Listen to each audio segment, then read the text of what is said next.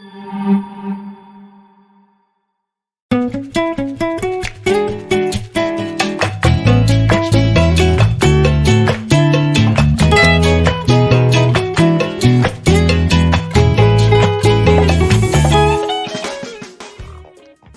Joe Sullivan. Welcome to the podcast. Thank you. I'm happy to be here. And I was quite amazed of all the things you did in the past and where you are now, from working as an attorney, and to Facebook, to PayPal, eBay. You've been around to all the famous companies that we know and involved a very important part of these companies as well. It's a very important part to talk about security with you. So, how did you get from being on the attorney side, so the government side, to the business side? Sure. When I started well, I guess as far back as when I was in school, I think in high school, I had decided I wanted to become an attorney. The funny thing was I didn't actually know any lawyers and didn't really know too much about the profession. It was more kind of historical things, reading about people like Abraham Lincoln and understanding the value of the profession. And I just liked history and politics and how things came together. So I chose to go to law school. I went to the University of Miami in Florida. And while I was in law school, I had thought I was a political science major in college, so I thought a lot about roles in government, and I kind of thought I would spend my whole career working in government. So I looked into and did an internship with the U.S. Department of Justice, and then after school, I had the opportunity to spend a year as a clerk for judges in the Department of Justice, and it just kind of went from there. Once you get inside the Department of Justice, you realize that kind of like the pinnacle of those roles as being a federal prosecutor in the United States. And so I aimed for that, and I got to that. And I joined the U.S. Attorney's Office in Las Vegas, Nevada in 1997. And when I joined that office, it was an interesting thing. I think I was one of the youngest attorneys in the office, and I also had a passion for technology. At a prior office, I'd been the person who had figured out how could we get a direct internet connection into our Department of Justice office. And so at that point, the Department of Justice had a goal of having one prosecutor in each office be focusing on high-tech crime. And I raised my hand for that. I'd always been passionate about it. I have a brother who's an engineer and grew up in the shadow of MIT in Massachusetts, a strong technology university, and had just been paying attention to that world. And so I became a high-tech prosecutor. And I thought I was going to do that the rest of my career. And I enjoyed doing that.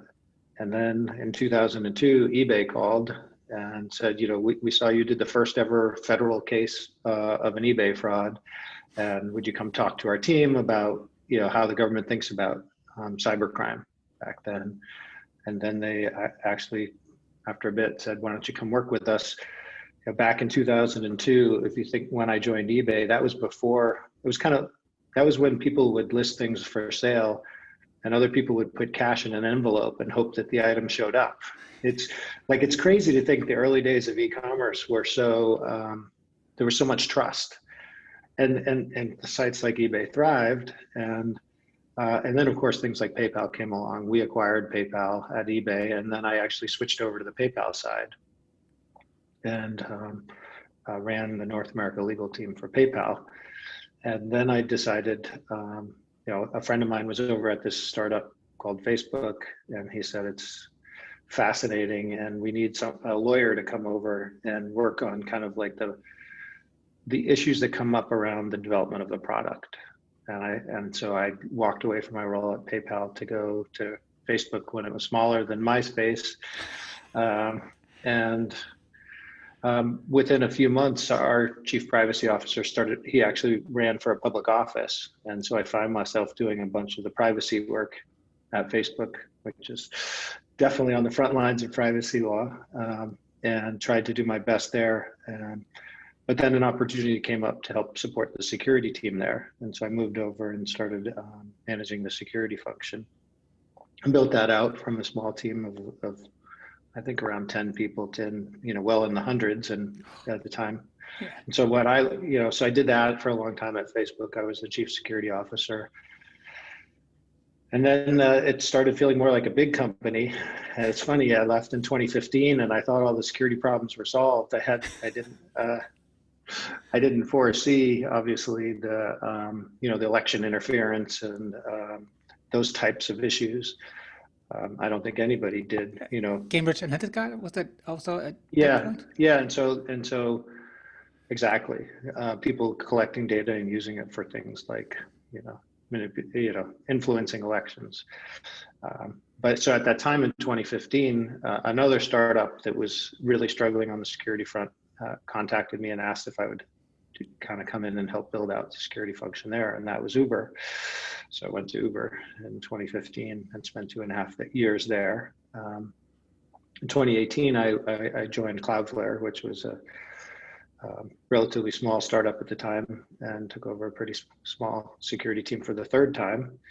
And so I'm in the process of, my security team was, I think this is the third time I've taken up a security team of less than 10 people, and the third time that I've taken the team over 50 at Cloudflare so far. And Cloudflare has been an amazing company to work at for the last 2.5 years. And the thing I like about it is something that I really enjoyed at Facebook, and in that kind of any security issue on the internet is our issue. If there's a Linux kernel issue from a security standpoint, it impacts us. And if there's a routing issue on the internet, it impacts us. And if our service goes down, it impacts a lot of the internet. So we have a lot of responsibility from a security standpoint. Okay, I want to get back to that later on, because I want to really understand what Cloudflare is doing, and I think other people want to do that too.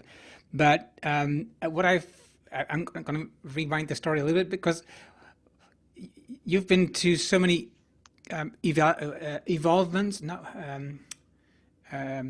increasements of security, of breaches, of all this stuff that was going on internally. Because when you were starting as internally, at that point in 2000, what were the technical issues that you were looking at?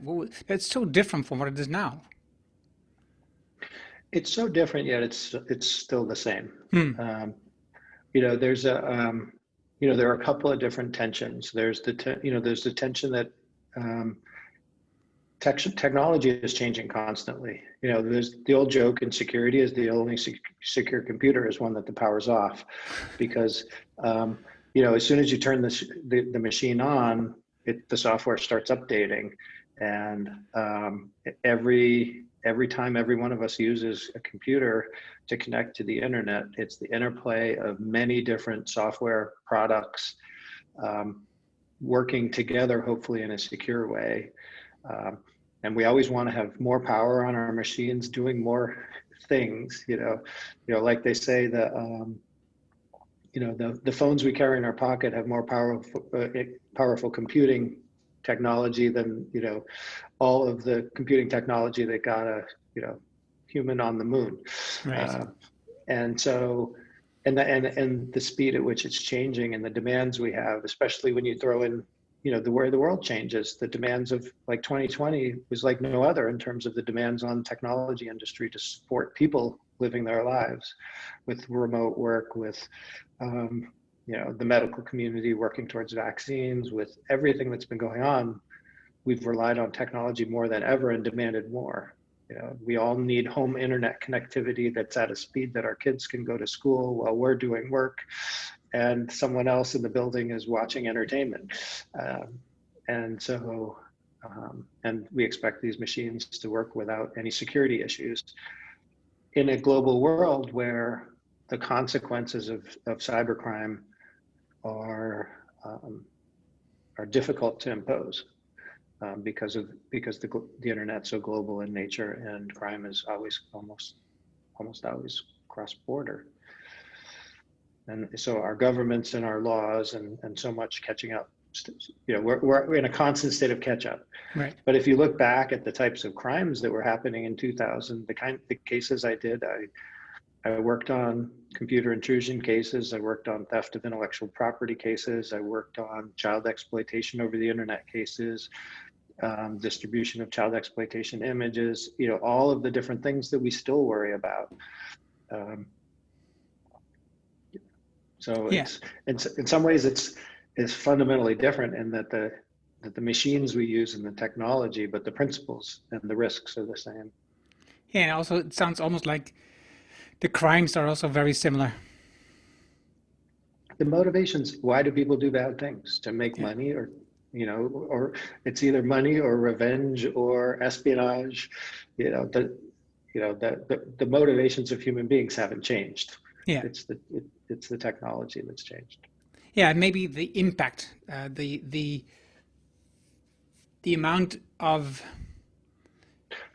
people that they, if once they get into a system, the amount of data that they can gather of so many people that have obviously changed in the years. Right. It's like the word that everyone in technology likes to use is the word scale. Like you can build things that operate at a scale that things didn't operate before, Yeah. but they can also be exploited at scale like they never were before. So yes, we can create an application that can help millions of people lose weight at the same time, or get entertainment at the same time, but those same applications can also, or play games at the same time, or whatever we build things to do, but they can also be exploited at scale. Yeah. So what was the most, because I was just reading, I'm just reading at the moment the book. It's called Bit Scaling, by Reid. What's his name? The founder of, sorry, Reid Hoffman. Reid Hoffman. Right, he's Yeah. one of the founders of PayPal.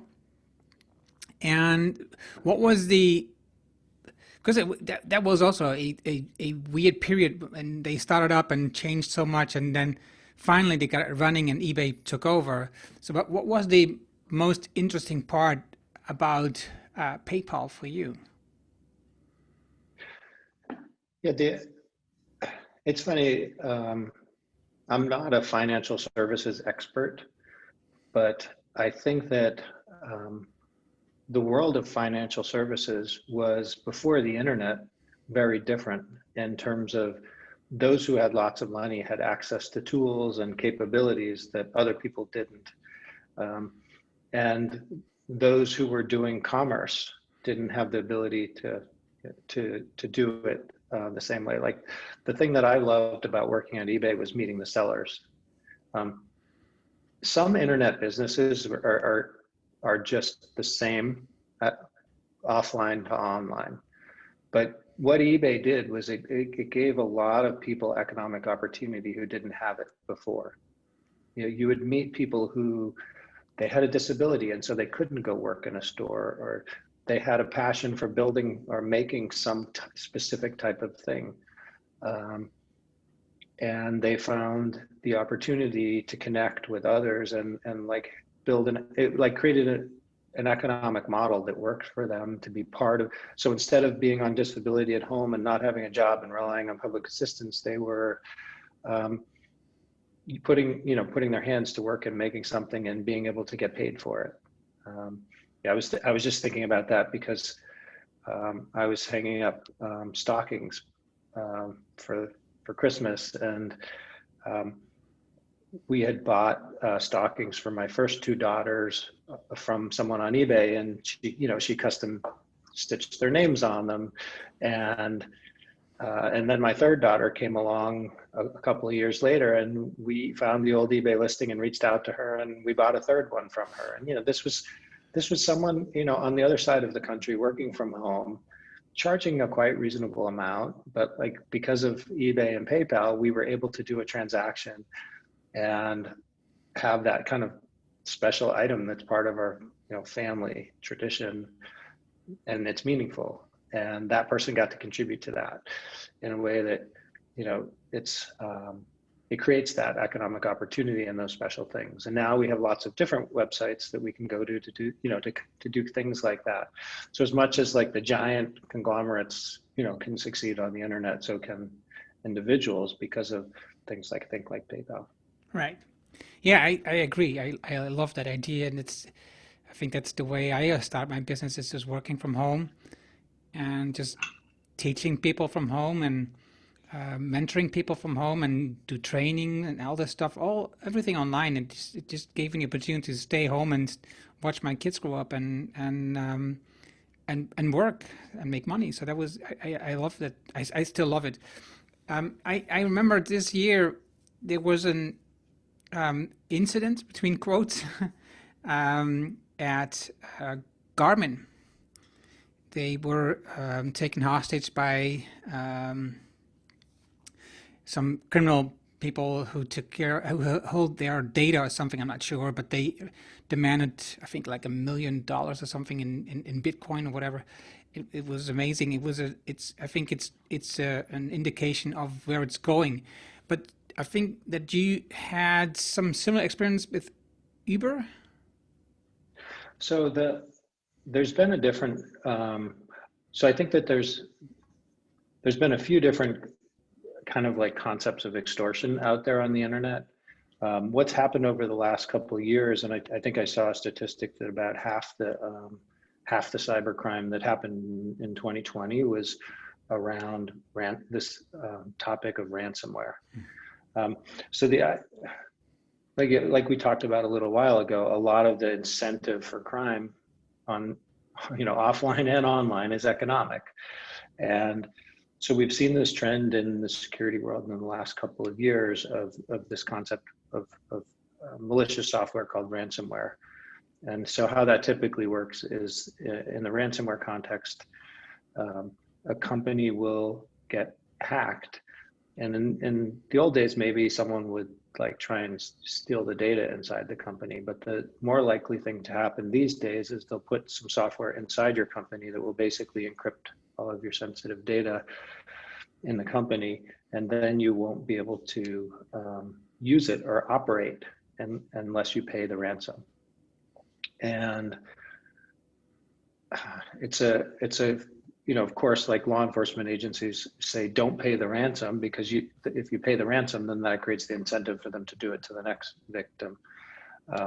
But a lot of companies and organizations do pay the ransom, and then interestingly, the bad guys disable the encryption and you get back to work. Yeah. So because in their mind, I think, if they disable it, then and create the reputation that if you pay them, you'll get your services back. The heartbreaking thing in 2020 is that that trend has expanded, not just like from for-profit industry companies, but also we're seeing like medical institutions and schools and cities being targeted for that ransomware. And typically the amount of ransom that's demanded is not so massive that they can't pay. And so these organizations are caught in this difficult situation, and it seems like a lot of them are paying. And so the solution to that has got to be consequences for the people imposing that ransom. I'm fortunate. I haven't been at a company that's had that kind of ransom situation, but I've definitely had lots of situations where I've kind of talked with other security teams and leaders as they're working through it, and they turn to me for advice. The thing that we're starting to see a lot now in 2020 is, we've talked a little bit about remote work, and I know that's kind of a topic we want to cover, is like what's changed in 2020 with remote work. At the beginning of 2020, when COVID happened, and I guess at a certain point in March, many organizations with white collar workers told them all to work from home. And the first struggle that those companies had was getting their employees online in a way that they could be productive, like we talked about, having streaming video for meetings with one of the different video apps like we're using right now.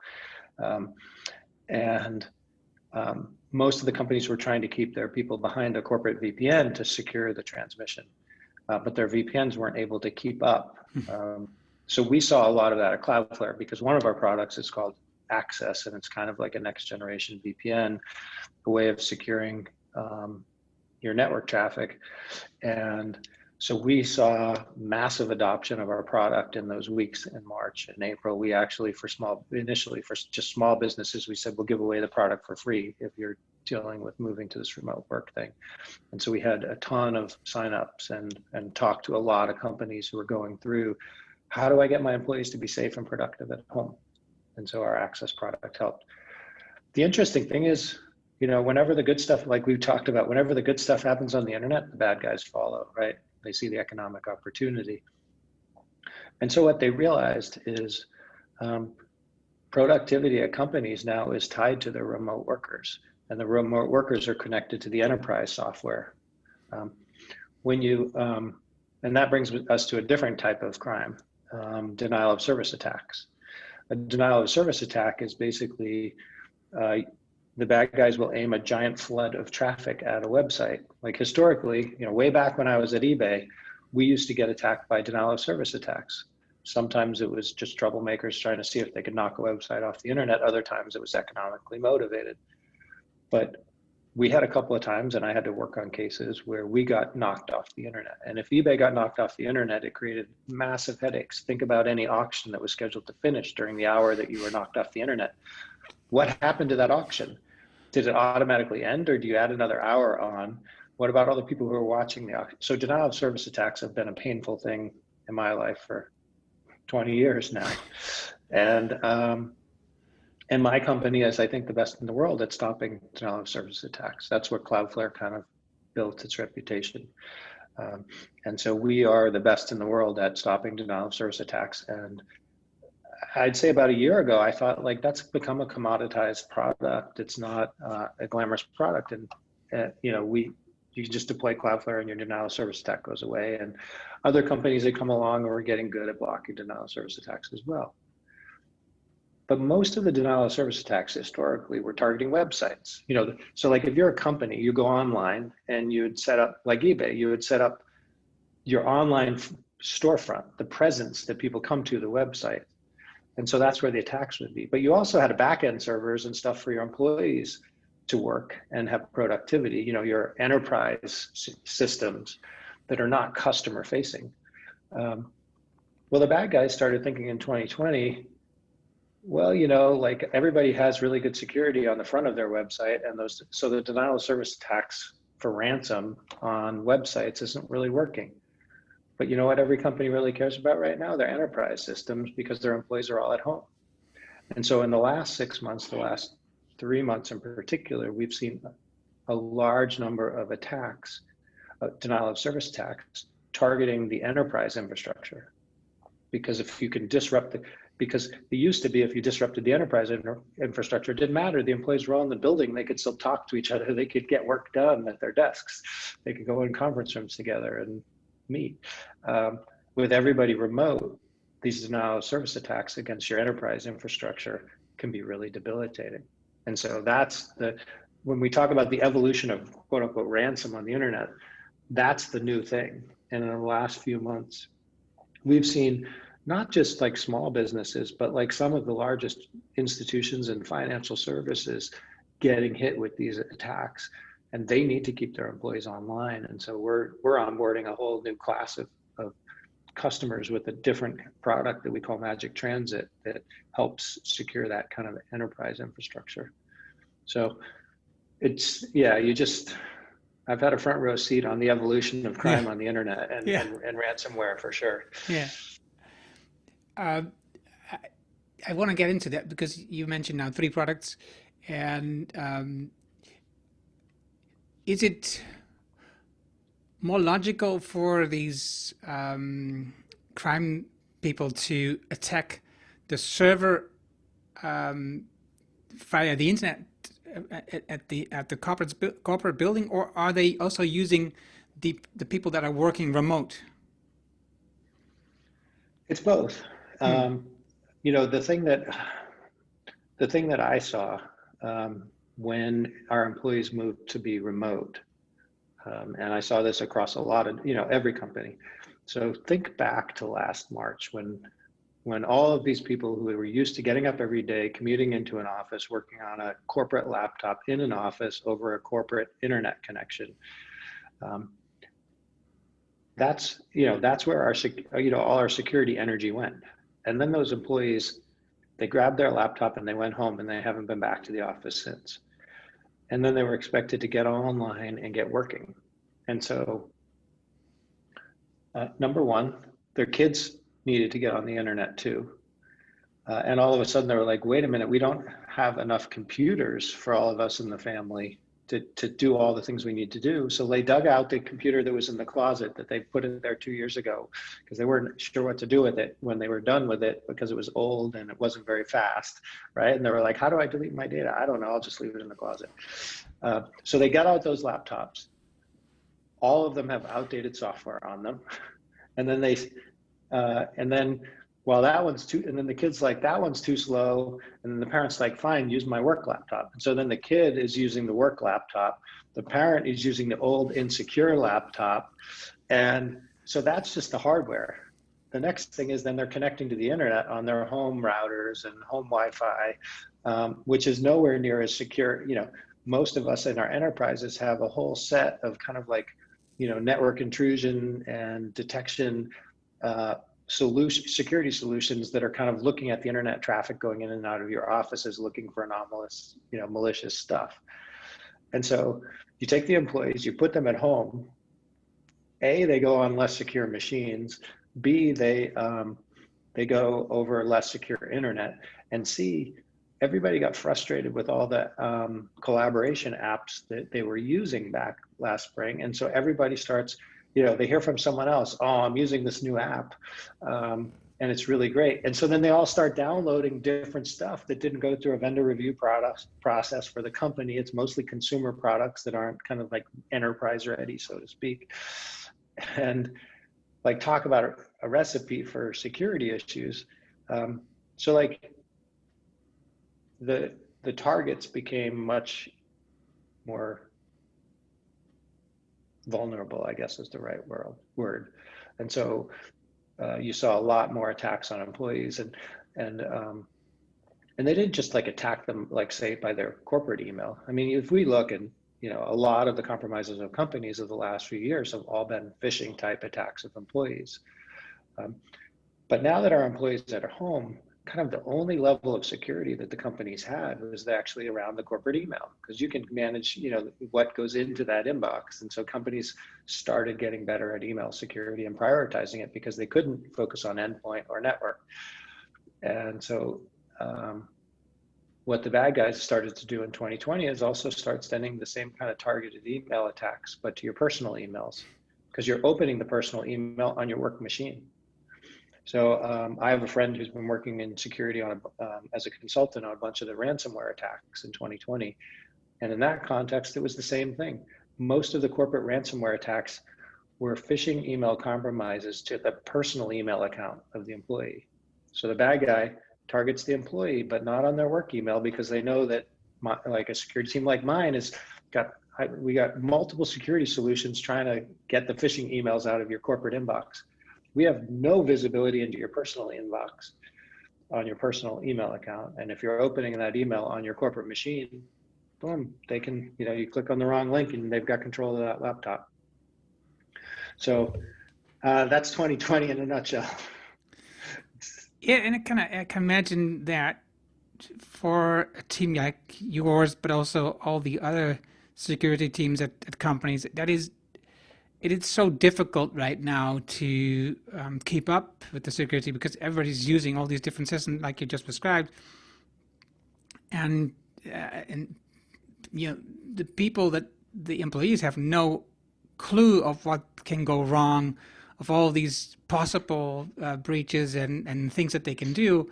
So they just, like you said, they just download software without having any fear of things could go wrong on their, office laptop. So I can imagine that is a really tough task right now this last year. I didn't imagine that before this conversation, but I can imagine it now. Yeah, and And I would say another interesting part of it was a lot of security organizations, like any part of a company, they do their corporate planning during the fall. And so, every security team probably last November and December sat down and made their 2020 priority list. And they didn't anticipate a pandemic. They didn't anticipate these fundamental shifts in workplace technology. And so they came into January and they had their plan for 2020. And it was like, okay, I'm going to work on identity and access management and network infrastructure this year, or whatever it was. And then everything changed. And the security team, like all the other teams, didn't really have a chance to like step back and catch their breath and reprioritize on the risk. Really what happened in March was a lot of the security teams were just in the same boat as the rest of their company. Their employees were stressed out trying to figure out how to deal with being home with their family members and their kids and elderly family members that they needed to protect from this virus. And so their heads weren't in the game either. And so, you kind of think about security, you got to be constantly evaluating the threats and risks and evolving to respond to them. So I did a bunch of different podcasts and things really early in the pandemic, talking to other security leaders saying like, this is actually a time for us as a community to step up and lead inside our organizations. For too many companies, security is a team that's kind of off on the edge. Like security is not a revenue driver for most companies. Security is a risk mitigator. And so you know how it works inside corporations. The team that makes the money for the company gets the money to go make the more money. We'll give you $2 and you give us back $4. You give the security team $2, what do you get back? It's gone. It's the $2 goes away, and you're not really sure if they spend it on the right thing. Yeah.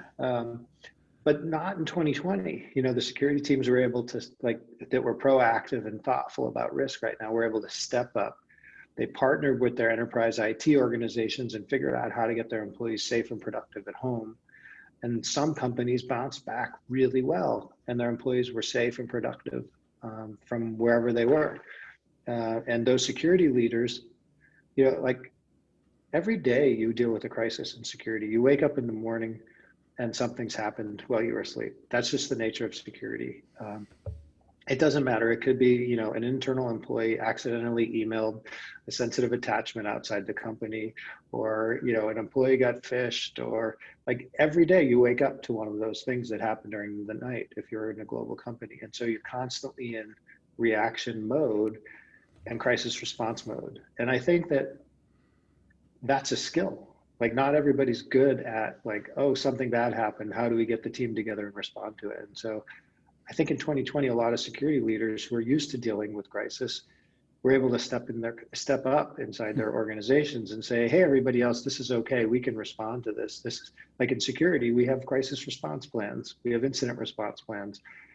All the training and practice we do in security actually applies to the whole rest of the company. Like it doesn't need to be a security incident to follow the playbook for responding to incidents. COVID's just another incident. We just need to slow down, think about the risks, respond, protect our employees, protect the business. And I've seen some security leaders actually get big promotions this year inside their companies because their CEOs have been like, this is a person who can help lead us through a time of stress. You talked about one of your product, Access, which is like an improved VPN, like you kind of called it. Can you explain what? Because VPN, I think most people know what VPN is today, but can you explain what the difference is? Yeah, it's in my mind, it's a more flexible VPN that doesn't require end user kind of effort. So when I think about the difference between good and bad security products, I think about how much effort they require from the end user. At the end of the day, there's two sides to every security and safety related thing we do in the world. Some things are like seatbelts. We get in the car and we have to go like this, and then it does the work for us. Airbags are there and we don't have to do anything except for when there's an accident. So in my mind, you want to build the security product that's like an airbag. It requires no end user engagement, and it just manages the risk for you. Just made that analogy up on the spot, but I think good. I think it's okay, but the idea is, um, a lot of us with our old corporate VPN, we're used to like two things happening. One, it was like, oh, it's another password that I need to enter, and I don't remember that one because I only use it when I'm remote on the VPN.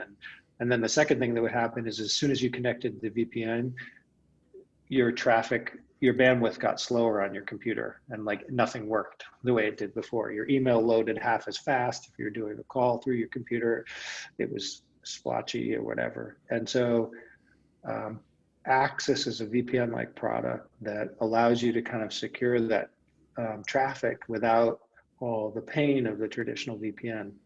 To me, it's like a Swiss Army knife solution as well from the security team standpoint. And I'll give you an example. I would say before the SolarWinds incident that we're all still learning about, the biggest hack of 2020 in a lot of people's minds, at least from a visibility standpoint, was the Twitter compromise.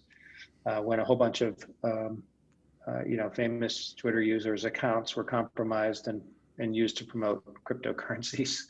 How did that Twitter compromise happen? I think it's another example of what 2020 was all about, is the remote work thing. When you're a company like Twitter, I have no idea how many customer support inbound requests they get a day of people who are locked out of their accounts or whatever, but I have to imagine it's massive. So their customer support team has to be really large.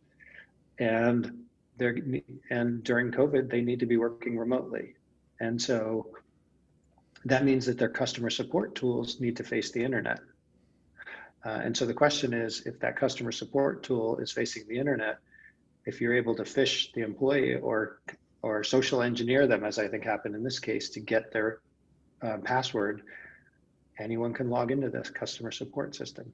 So if you are a Twitter customer support employee and I was able to trick you into giving me your password, I could log in as you into that system and access all these accounts. And I think that's what happened in this case.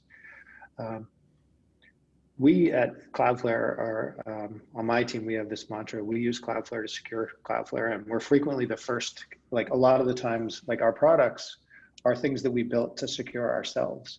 And so there are some features in Access that we built to secure Cloudflare. And one of those is, on my team, I have, since I started, been pushing one thing, hard keys as the second factor of authentication. So like, I always worry about phishing attacks. And so my rules are, number one, no employee is allowed to make up a password. Because if you make up a password, you're going to make up a bad one, or you're going to use one that you used before. And that's led to so many security incidents. And then the second thing is, I don't want anything secured by just a password. I want a second factor of authentication, but I don't want that second factor of authentication to be a phone number that can, a text message, because SIM swapping and social engineering of the phone companies is too easy, and we see that all the time. I also don't want it to be one of those soft token things. So, like one of those authenticator apps, because the way that it's complicated to explain to a layperson, but the way it works behind the scenes, that session can be stolen by a bad guy. But if you use a hard key as a second factor of authentication, like I have in the laptop that I'm talking to you right now, I have a little YubiKey Nano, and you can't access my applications without that YubiKey. And so we use Access to say, for our customer support tools, for example, anybody who's trying to log into our support tools remotely needs to have the password, but they also need to have the YubiKey that's registered to that employee's account. So they have to physically access a key, like like a traditional key on a key ring. And we've distributed those keys to our employees, and we even distributed the NFC versions to our employees so that they could access certain sensitive things on their phones. And with the Access product, I can customize. I can say, oh, for your email, I don't care if you use a soft token for your second factor of authentication, but for customer support tools, I want it to be hard key only. If you're going to access our production engineering environment, it's got to be hard key only. And so Access allows me, way more than a traditional VPN, to differentiate the level of security I want to put in place for each different application that an employee needs. And so, but if I understand it right, also Access is installed on the corporate side, so it's not at the employee side. So when you're an employee, you don't work with the access. You just go into to the network of your office, and there it is. There is access. Exactly. To run access, no software needs to be deployed on the employee side. Right. Uh, So if I'm and it's sorry. complementary. It's complementary to whatever identity and access management system that you use as a company. So if I'm like myself, I have a small business. I'm just one person business. Then this is a tool that I couldn't use, or could I? You if it's just a one person business, I guess you could. I don't see why not. Um, But then you have to install it on my own. I have to have like a home server or something. yeah, you basically do. Would need to do something like that. Yeah. Right.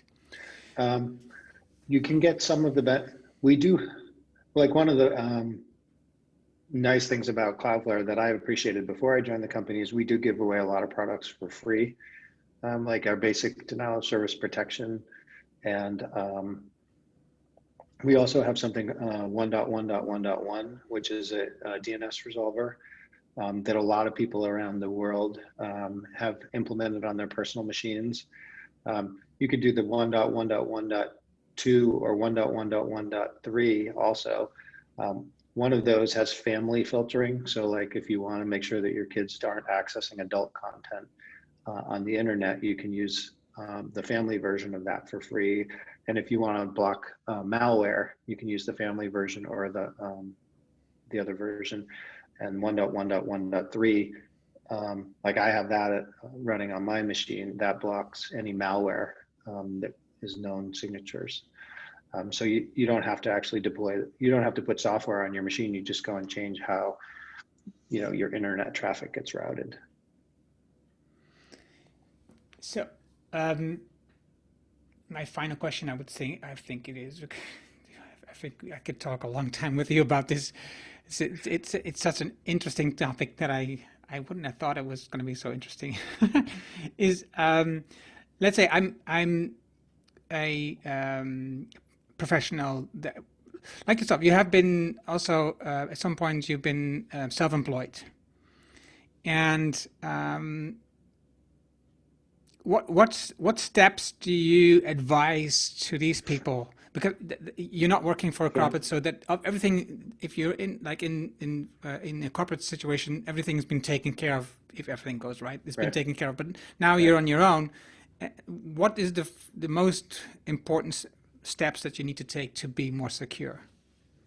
Sure. I think if you're running a small business, I would start out by thinking about two things. One is I would think about the email and kind of like collaboration tools that you use. So like a lot of small businesses will typically work with, I don't know, here in the United States, they'll work with like an Office 365 from Microsoft or the G Suite from Google. And I actually think it's worth paying for the business version of those.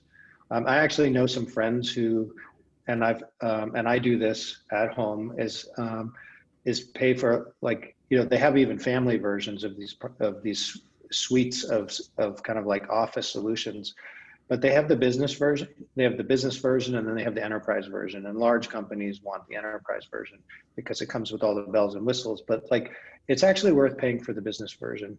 If you think about the risks that small businesses have, so much, you operate so much through email and the way you do documents and things like that. That I would start with paying for one of those, because they build in a lot of filtering out of the bad stuff automatically. I think both Google and Microsoft, they spend a ton on security and that stuff for small businesses. So I think that would be step one, is getting the business emails and document suite. And then the second thing is I would, based on the particular type of business, if you have a website, I would think, I would deploy the free version of our Cloudflare product on the front end of your website and look at that. I would use our free, 1.1 resolver. I would look into like malware, anti-malware solutions for your laptops. and think about thinking about that. Keeping your software up to date is like, sounds really boring, but that actually also really matters. Like I'm on an Apple computer right now, and I think they do an excellent job of when there's security vulnerabilities, they patch really quickly. And I think Microsoft does the same. And I think Google, if you're running one of those Chromebooks, like I think Chromebooks are in some ways, the most secure laptops that you can use. And especially if you're running G Suite, it like flows together really well. So all of these things end up like not costing you a lot of money, but you're relying on these large enterprises that like have invested a lot in security to do the security for you. And then there are some decent resources for small businesses, much more than a few years ago in terms of best practices around security, and sometimes they're industry specific, and I would look at those too. Like in the United States, Small Business Administration has advice and put out content, and the chambers of commerce and different organizations like that will put out like best practices, and they'll typically start with like the 4 or 5 things that I mentioned here. Right. And what about the key that you mentioned? Yeah, so when you set up that email system, when you set up any kind of solution, you've got to turn on multi-factor authentication. If you don't go as far as a security key, I would still recommend that you use a password manager. I use a password manager for everything in my personal life, and I've trained my kids. My kids have never created passwords that weren't like when they were 5 years old. When they learned about how to get on the internet, they were using a password manager. When they got an email account, they were using, and it bugs me every month. I get my credit card statement and I look and I'm paying $5 to a password manager company, and I'm like, I can't believe I pay $5 a month to manage the passwords for my family, but it's worth it. Like all security is cost benefit, and our biggest risk is our password management. And so I think that do not on a financial account have a single factor of authentication. Do not on your email account. Like if you think about it in our personal life, if someone wanted to steal our identity, the number one easiest way to do it is to take over your email account. Because if I have control of your email account, I can reset your password on everything else, right? And so I have my email account on a hard key second factor of authentication in my personal life. And like the email is the way to control your whole online identity, and everything is online now. So that's, in the personal world, I would recommend secure your email like nothing else and use a password manager. I think that was important information for a lot of people to learn. I think a lot of people don't do this. I don't have the hard key yet, but I do use a password manager. I do use second authentication, but then I use the weaker ones that you just mentioned. But I've learned about the hard key this year because in the Netherlands there's a great guy who talks all about hacking, and he talked about the key a couple of times, and I was looking into it. I was not sure. But I think you convinced me here. I'm pretty sure you convinced me here. Yeah. So that's good. Yeah. And last thing on that with the hard key, get a couple, right? Get one that you keep at your desk or something like that, and another that you put in a secure place, like if you have a safe at home or whatever, so that if you lose that hard key, you don't want to be stuck, right? That it's just like a key to your house, right? Except it's even harder to get it. If you lose the key to your house, you can get a locksmith to come out. There's no locksmith for. That's a good point. I didn't think about that. I just was going to get one. Yeah. Joe, thank you very, very much for your information and also for the great work you do at Cloudflare. I think it was good for people to learn about Cloudflare and the things that they can use, even the free stuff. I would have to talk about so much more about what you did in the past, but I also want to be respectful of your time. So thank you very much. And that's it. All right. You asked awesome questions. So it was fun talking. So thank you very much.